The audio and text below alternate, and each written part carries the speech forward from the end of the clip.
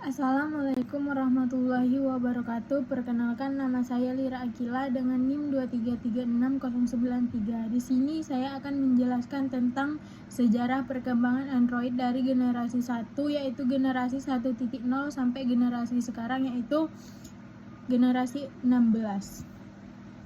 Android adalah sistem operasi mobile berbasis Linux yang dikembangkan oleh Android Inc. dan kemudian diakuisisi oleh Google pada tahun 2005. Tujuan awal Android adalah menciptakan sistem operasi terbuka yang bisa digunakan oleh berbagai produsen smartphone. Yang pertama adalah Android generasi awal yaitu Android 1.0 sampai Android 1.1.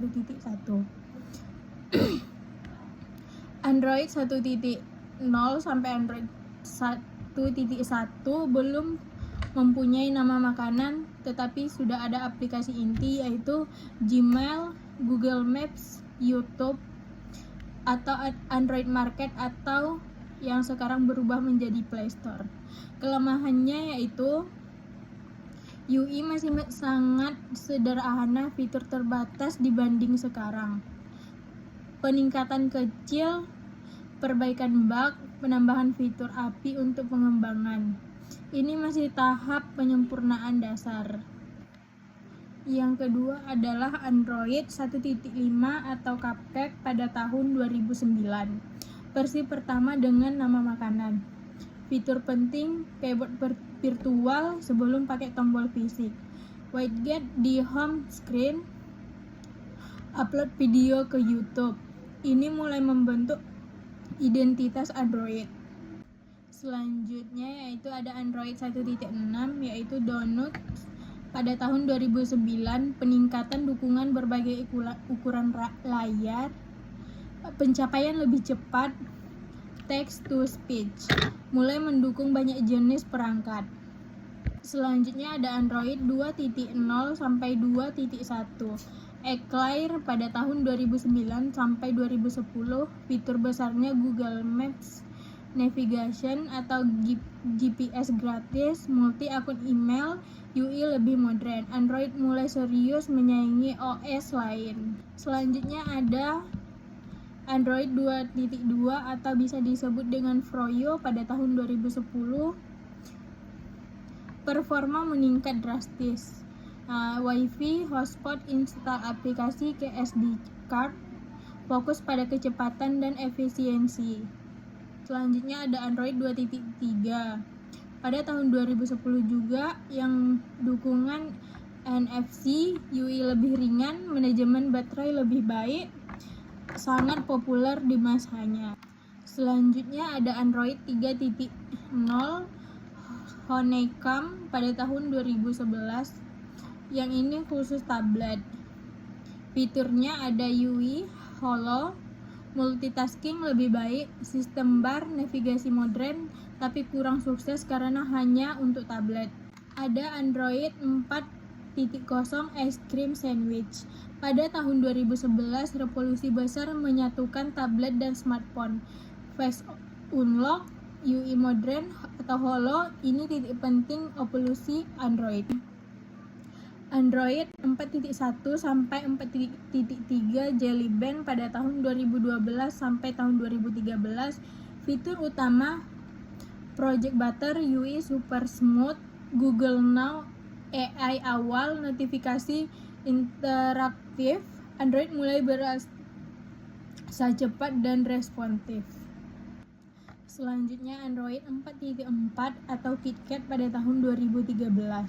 Kerja sama dengan KitKat, fiturnya bisa jalan di RAM kecil, interaksi Google lebih kuat, membuka pasar HP murah. Selanjutnya ada Android 5.0 atau bisa disebut dengan Android Lollipop. Perubahannya sangat besar, material desainnya modern, animasi halus, dukungan 64 bit, tampilan Android berubah total. Android 6.0 atau bisa disebut dengan Android Marshmallow pada tahun 2015. Fitur pentingnya sistem izin aplikasi, fingerprint, DOS atau bisa disebut dengan hemat baterai, fokus ke keamanan dan efisiensi. Selanjutnya ada Android 7.0. Fiturnya split screen, mode hemat data, Vulkan API atau grafis, cocok untuk multitasking. Selanjutnya yaitu ada Android 8.0 atau bisa disebut dengan Android Oreo pada tahun 2017. Fiturnya ada feature in feature, autofill password, background limit, lebih pintar dan hemat baterai. Selanjutnya ada Android yang ke-9 pada tahun 2018. Fitur AI, adaptive baterai, gesture navigation, digital well-being. AI mulai berperan besar. Selanjutnya ada Android yang ke-10 pada tahun 2019. Fiturnya dark mode, gesture navigation penuh, privasi lokasi lebih ketat. Ada juga Android yang ke-11 pada tahun 2020. Fiturnya chat bubbles, screen recording, kontrol smartphone. Android yang ke-12 pada tahun 2021, revolusi UI, material U, warna otomatis, privasi dashboard, Android jadi lebih personal. Android ke-13 pada tahun 2022, fiturnya izin aplikasi, bahasa per aplikasi, audio, Bluetooth lebih baik. Android yang ke-14 pada tahun 2023, fokusnya ke keamanan, performa dukungan HP lipat. Android yang ke-15 pada tahun 2024, perkembangannya integrasi AI lebih kuat, efisiensi baterai, dukungan ekosistem HP, tablet, atau wearable. Dan yang sekarang adalah Android yang ke-16, belum dirilis resmi hingga sekarang. Prediksi AI semakin dominan, integrasi lintas perangkat, HP, mobil, atau IoT, sistem lebih pintar dan otomatis. Selanjutnya saya akan menjelaskan tentang perkembangan jaringan dari 1G sampai 5G. Jaringan seluler adalah perangkat teknologi komunikasi nirkabel yang memungkinkan manusia untuk berkomunikasi jarak jauh melalui perangkat mobile. Perkembangan dibagi menjadi beberapa generasi 1G, 2G, 3G, 4G, dan 5G, di mana setiap generasi membawa perangkat besar dalam kecepatan, kualitas, dan fungsi.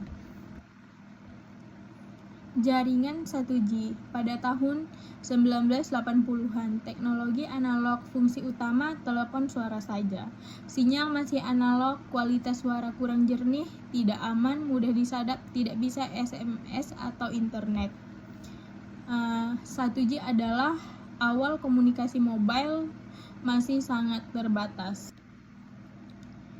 Selanjutnya yaitu generasi yang kedua, yaitu generasi 2G, yaitu second generation pada tahun 1990-an. Teknologinya digital, perubahannya cukup besar dari analog ke digital.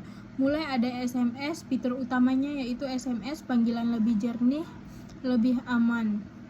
Standar terkenal GSM, paling populer di dunia, atau CDMA. 2G membuat komunikasi jadi lebih praktis dan murah. Dan ada juga 2.5G, perkembangan dari 2G. Tambahannya yaitu internet sederhana atau WAP, MMS, kirim gambar. Ini adalah awal dari internet di HP. Selanjutnya yaitu 3G atau third generation pada tahun 2000-an. Fokusnya ke internet mobile, kesimpulannya browsing internet, bisa video call, email, streaming awal, kecepatan hingga beberapa Mbps. Standarnya UMTS CDMA 2000. 3G mengubah HP jadi smartphone awal. Selanjutnya ada 3.5G HSPA atau HSPA+. Peningkatan kecepatan lebih tinggi, streaming lebih lancar, ini jembatan menuju 4G. Selanjutnya ada generasi 4G atau fourth generation.